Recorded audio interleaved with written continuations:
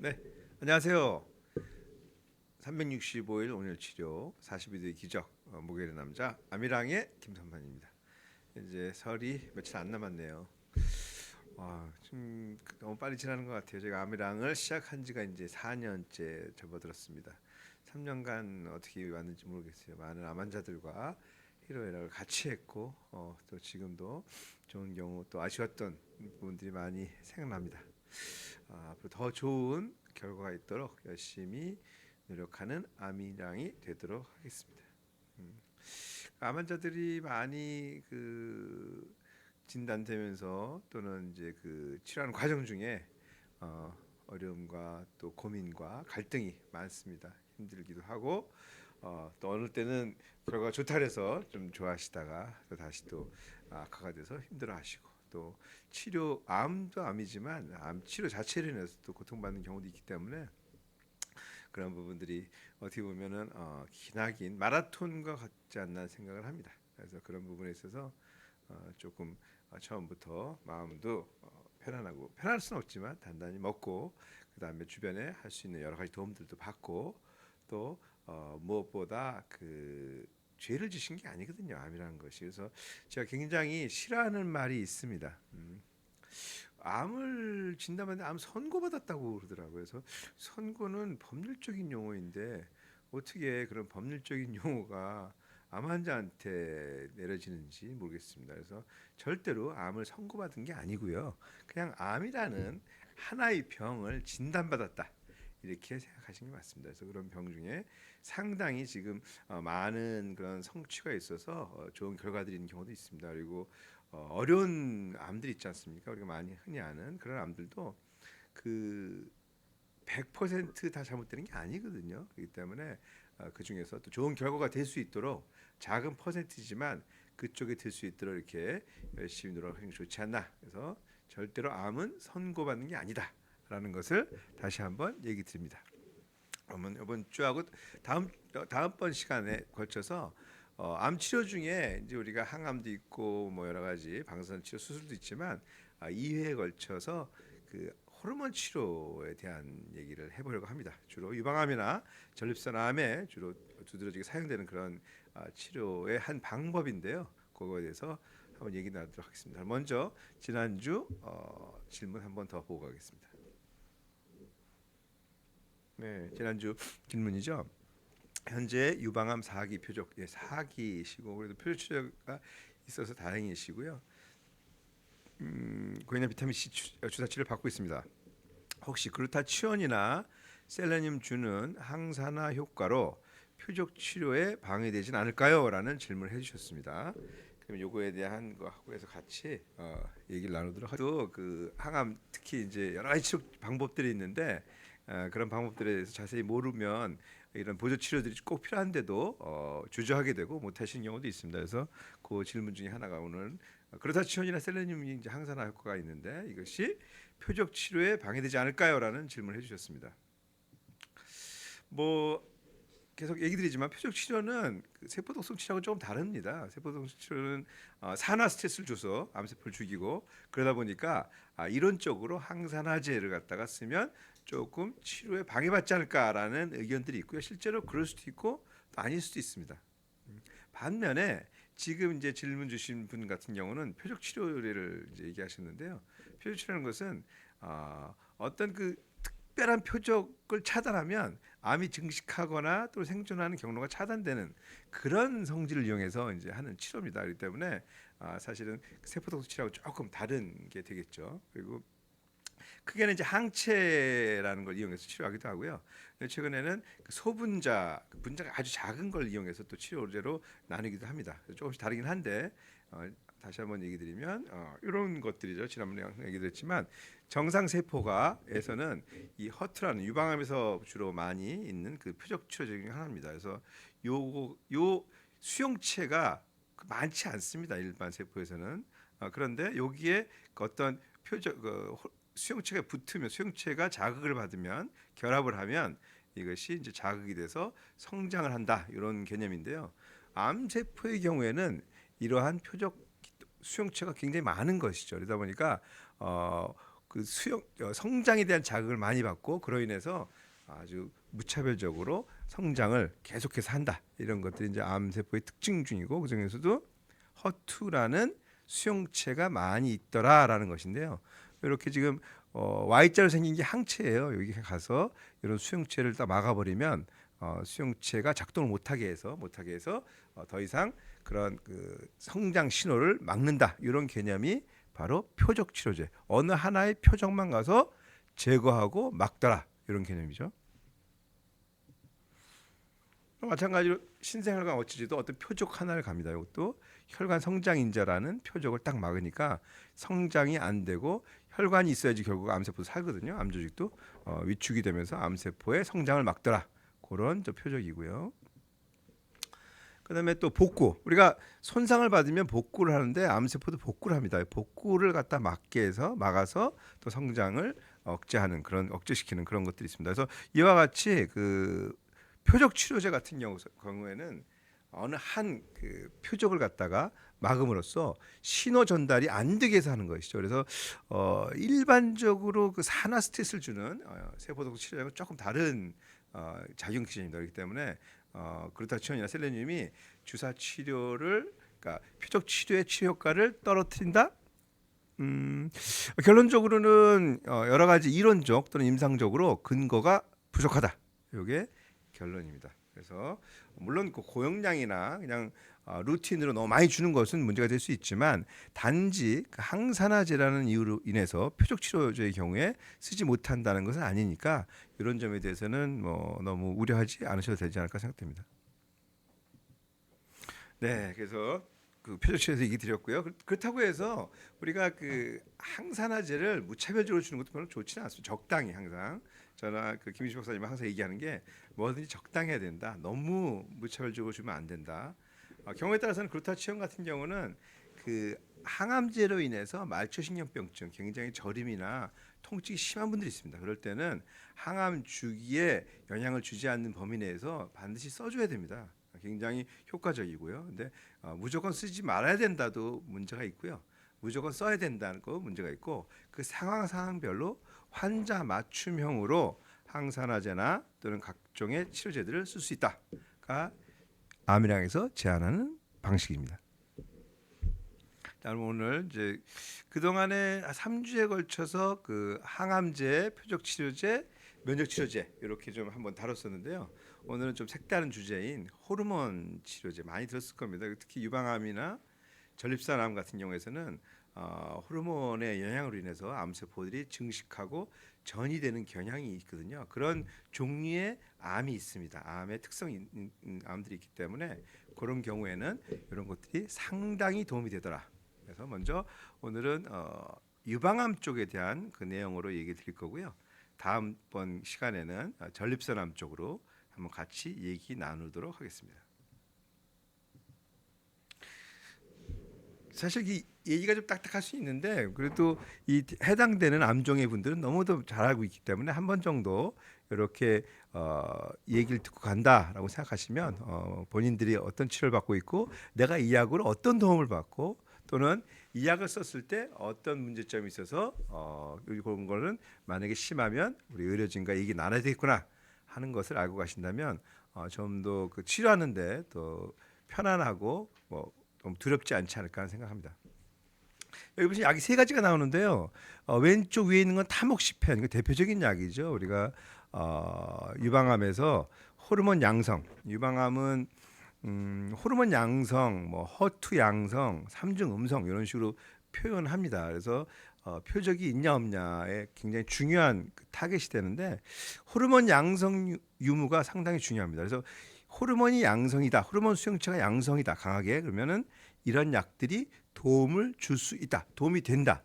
특히 재발과 전이 방지에도 많은 도움이 되기 때문에 굉장히 오랜 기간 사용합니다. 그래서 오른쪽 위에 타목시펜 굉장히 오래된 약이죠. 그래서 인공적으로 폐경을 일으킨다고 보시면 됩니다. 그래서 오른쪽에는 또 페마라라는 약도 있고 또 졸라덱스라는 약이 있습니다. 그래서 작용이 조금씩 다르긴 한데요. 일단 이런 약들이 사용된다라는 걸 알고 계시면 되고요.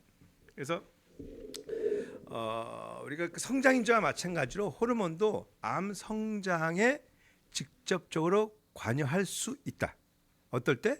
호르몬 수용체가 양성인 경우에 특히 그렇게 되는 것이죠. 그래서 우리가 조직 검사 같은 걸 하거나 수술 후에도 또 조직 검사 하는데 그런 경우에 유방암을 예를 든다면 호르몬 검사를 합니다. 세포에서. 그래서 에스트로겐, 뭐 프로게스테론, 뭐 이런 그 호르몬 체크를 하는데 거기서 양성이 나왔다 그러면은 사실 좋은 거예요. 예.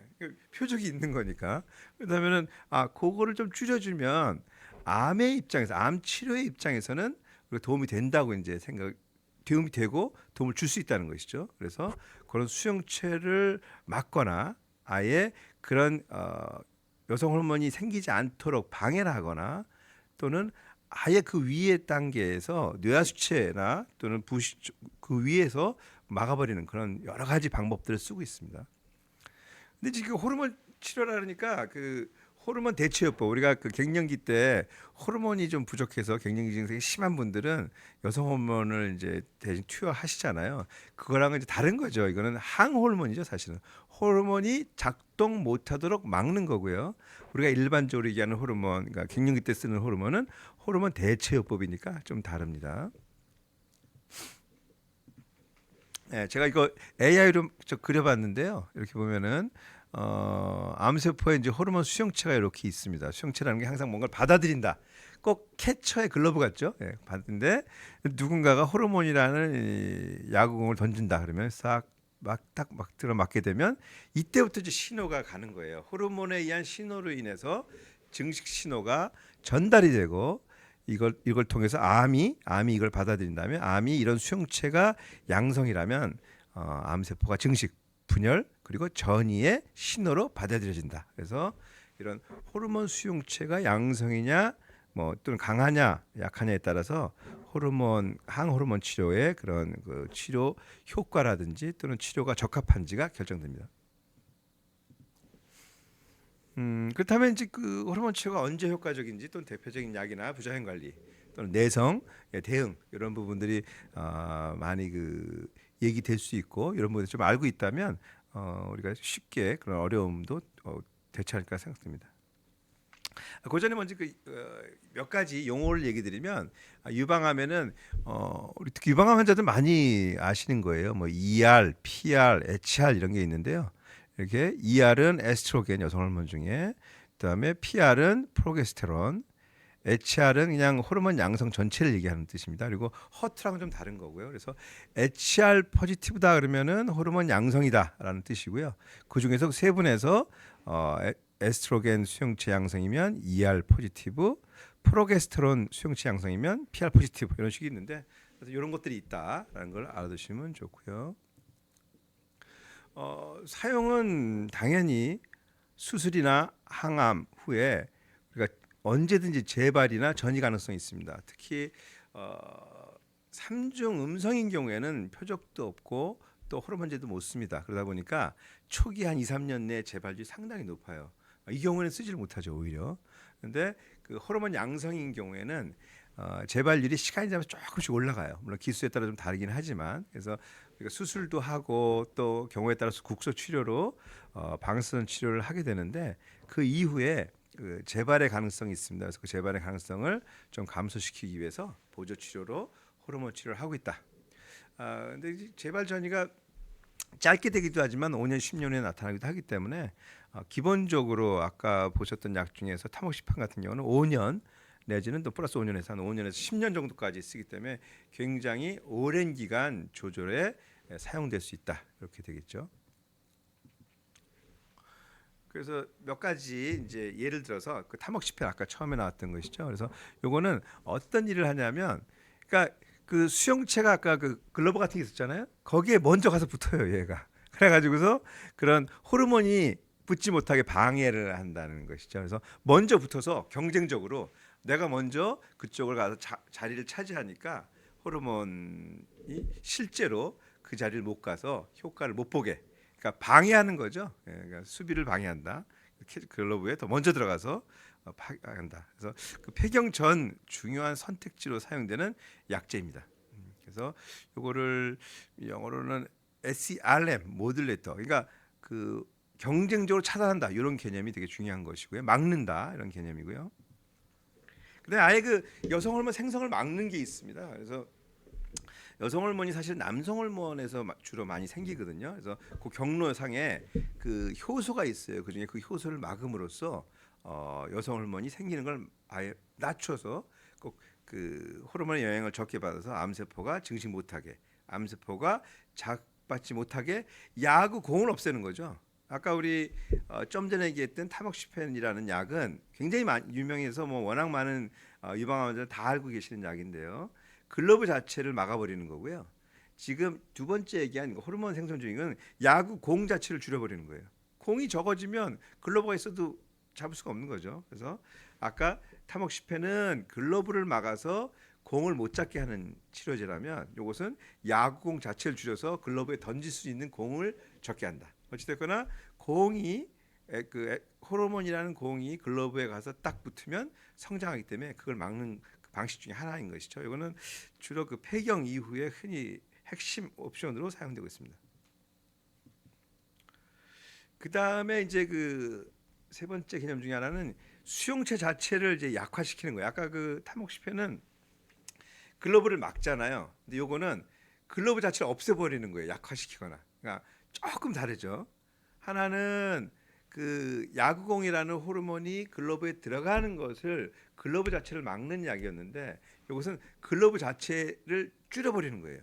글러브가 많이 있는 그런 이제 상황에서 암세포가 글러브를 많이 손을 뻗어놨는데 그 글러브 자체를 일부는 막기도 하지만 그 자체를 분해시켜버려서 공을 받을 수 있는 글러브 자체가 없애준다. 그러면은 호르몬이 못 붙게 되니까 성장 신호를 못 받게 되고 암세포들이 자라지 못하게 되는 것이죠. 그래서 이렇게 또 다른 개념도 있지만 기본적으로 이렇게 세 가지, 네 가지 개념이 있는데요. 첫 번째, 그 수용체라는 공이, 그러니까 호르몬이라는 공이 수용체라는 글로브에 들어가야 성장 신호를 받고 암이 성장하는 거거든요.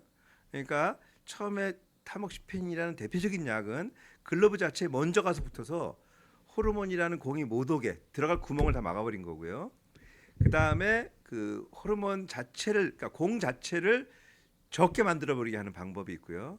또 하나는 글러브 자체를 망가뜨리는 방법이 있어요. 그래서 이렇게 한 세 가지 정도가 있고 더 윗단계로 넘어가면 아예 저 위에 우리가 뉘아스체나 이런 레벨에서 내려오는 자체를 막아버리는 그런 치료도 있습니다. 그래서 어찌됐거나 호르몬과 그다음에 호르몬 수용체가 못 만나게 하는 것이 궁극적인 목표들이고 그런 것이 이제 기본적인 개념입니다.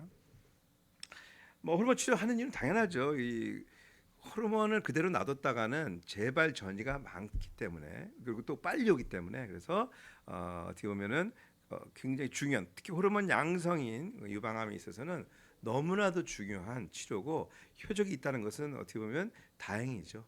그래서 삼중 음성 유방암이 제일 예후가 좋지 않습니다. 표적이 없기 때문에 그런 표적이 없어도 성장하기 때문에 호르몬 양성은 표적이 있을 때 성장을 잘하거든요. 그래서 그러다 보니까 오랜 기간 치료하게 됩니다. 오랜 기간 치료하다 보니까 수년 단위로 하는 경우가 많고 아까도 말씀드렸듯이 타목시펜 같은 경우는 5년 플러스 5년 한 10년까지도 하기도 합니다. 그러다 보니까 초기에부터 이제 부작용이 생기시는 분이 있고요. 또 어떤 경우에는 좀 장기간 하다 보니까 부작용이 나중에 생기는 분도 있습니다. 그래서 뭐 약제마다 조금씩 다르긴 한데 그 통증, 뭐 갱년기 증상, 얼굴 홍조, 뭐 여러 가지 삶의 그런 어떤 퀄리티도 좀 떨어지기도 하고 그럽니다. 그래서 그런 부분들은 이제 암의 재발이라는 측면과 또 같이 생활해야 되고 증세가 미미하다면 좀 어느 정도 견디고 암이 재발하거나 이런 것들을 좀 막는 쪽으로 이제 계속 써야 될 거고요. 너무 심하다면 그거에 대한 치료들도 또 있습니다. 그래서 할 수 있고 그래도 너무 심하면 좀 변경, 약제 변경을 고려해야 됩니다. 그래서 부작용으로는 그러니까 폐경이다 보시면 됩니다. 뭐 제가 폐경 가본 적이 없어서 얘기될 수는 없는데 일단은 저희 와이프를 보면은 좀 이유 없이 갑자기 확 달아오르는 안면 홍조 부분이 있고요. 잠을 좀 못 잤어요 폐경기 때. 그래서 잠을 이제 못 잤고 기분이 날카로워지기도 하고 제가 많이 피합니다. 피했습니다 옛날에. 농담이고요. 하여튼 여러 가지 증세들이 있습니다. 그리고 당연히 그 성적인 부분에 이제 좀 문제가 생길 수 있죠. 성기능이라든지 질건조증이 올 수 있다. 그래서 폐경과 관계된 증세들이 있다 이렇게 얘기할 수 있고요. 그 탐욕식펜 같은 경우 특정 약들은 어떤 혈전염이 있다든지 또는 골다공증에 또 문제가 있는 경우도 있고요. AI 호르몬 생성을 억제하는 약들 중에서는 그래서 그런 것들이 약제마다 좀 다르게 나타나고 또 모든 환자가 나타나는 건 아니기 때문에 너무 두려워하실 필요는 없고 우리가 암의 재발을 막는다는 목적이 있기 때문에 그런 부분에 맞춰서 좀 견딜 수 있는 거 견뎌야 되냐는 생각됩니다. 그래서 그 호르몬 치료하다 보면 이런 문제가 될 수 있기 때문에 근력, 운동 당연히 중요해요. 그래서 우리가 그 운동은 호르몬제의 부작용을 넘어가는 굉장히 중요한 수단이다. 그래서 적절하게 항상 유산소 내지는 근력 운동을 반드시 하길 권하고요. 그 다음에 일부 약제의 경우에는 골다공증이 꽤 부작용을 올 수 있습니다. 그래서 골밀도를 주기적으로 체크를 하고 또 낙상되지 않게 조심하시고 해야 됩니다. 그리고 드시는데 증세가 나타나면 좀 적었다가 우리 그 의료진한테 좀 얘기를 해주시고 그것이 견딜만 하면은 뭐 견디는데 그렇지 않다면 좀 도움받을 수 있는 증상 완화제들이 충분히 있습니다. 그래서 증상 완화제들을 좀 쓰면 되고요. 그럼에도 불구하고 너무 힘들다 그러면은 어떤 상황에 맞춰서 약제 변경도 고려할 수 있다. 할 수 있다는 겁니다. 그래서 우리가 암에 대한 그런 재발 방지를 위해서 반드시 도움이 되는 호르몬 치료입니다. 그래서 그 호르몬 수용체 양성 유방암에서 호르몬 치료는 재발 감소와 장기 조절의 핵심이다. 그래서 호르몬 수용체가 있는 경우 반드시 호르몬 치료에 대한 그런 대비를 충분히 하셔야 되고요. 드물게 저도 그 굉장히 힘들어서 호르몬 치료를 못 받는 분도 있었습니다. 그런 경우는 뭐 어쩔 수 없습니다. 뭐 모든 경우를 다 호르몬 치료를 할 수 있는 건 아니니까요. 그래서 오늘은 그 항암 치료 또는 수술 치료, 방사선 치료 이외에 호르몬과 관계된 그 성장 인자를 받는 암들, 특히 유방암에 대해서 좀 알아봤고요. 다음 시간에는 전립선암에 대해서 이제 좀 다시 알아보도록 하겠습니다. 네. 네, 그럼 오늘 질문 하나 받고 오늘 시간은 끝내도록 할게요. 금시성 하신 분이네요. 젊은이 오늘은 원장님 안녕하세요. 원래 항암을 하면 숨이 차나요? 요즘 계단 내려갈 때도 힘이 빠지고 숨찰 정도입니다라고 얘기해 주는데 네, 그 사실 항암제를 쓰면 상당히 그 숨이 차는 경우들이 꽤 있습니다. 이게 그 항암 치료 부작용일 수도 있고요. 또는 다른 암의 진행 때문에 그럴 수도 있습니다. 그래서 그 항암을 하게 되면 일단은 그 자체로 필요하고요. 그다음에 필요하다 보니까 운동도 부족하게 되고 평소에 그러니까 운동 부족으로 해서 그럴 수도 있고 무엇보다 조혈 기능이 떨어져서 빈혈이 상당히 많이 옵니다. 그래서 빈혈은 숨참의 원인 중에 가장 대표적인 부분입니다. 왜냐하면 우리가 모든 조직에는 산소를 공급해야 되는데 그러려면 헤모글로빈이라는 특수한 차에다 태워서 가야 돼요. 근데 헤모글로빈이 떨어지게 되면 산소를 적절하게 싣고 갈 수 있는 트럭이 적어지는 거거든요. 그러다 보니까 더 많이 왔다 갔다 해야 돼요. 그러니까 심장이 더 빨리 뛰게 되고 그로 인해서 숨이 쉽게 찰 수가 있는 것이죠. 많이 움직이지 않아도 그리고 그 아무래도 그 체액상의 문제도 올 수 있고 그다음에 항암으로 인한 표감 등으로 인해서 숨이 차는 것이 종종 나타날 수 있습니다. 하지만 그럼에도 불구하고 다른 이유 예를 들어서 흉수가 차도 숨이 찰 수가 있고요. 또는 심장 밖의 막에 심낭에 물이 차도 숨이 찰 수가 있습니다. 그래서 그런 경우는 상당히 중요한 그런 응급 상황이기 때문에 반드시 조치를 취해야 되고요. 그리고 빈혈의 정도가 심해도 그건 교정을 해야 됩니다. 그래서 만약에 그런 교정이 필요한 상황인지 아닌지를 알기 위해서는 반드시 그 증상의 정도에 따라서 체크를 해야 됩니다. 그래서 체크를 해서 교정이 가능한 건지 또는 그냥 단순히 일시적으로 좀 숨이 찬 건지를 보고서 치료 적절성, 치료 여부를 결정하셔야 된다고 생각됩니다. 이 부분은 다음번 제가 또 그 전립선암 호르몬 치료에 대해서 얘기할 때 또 자세히 가르쳐드리도록 하겠습니다. 네, 그럼 지금까지 365일 운열 치료의 아미랑의 김삼원이었습니다.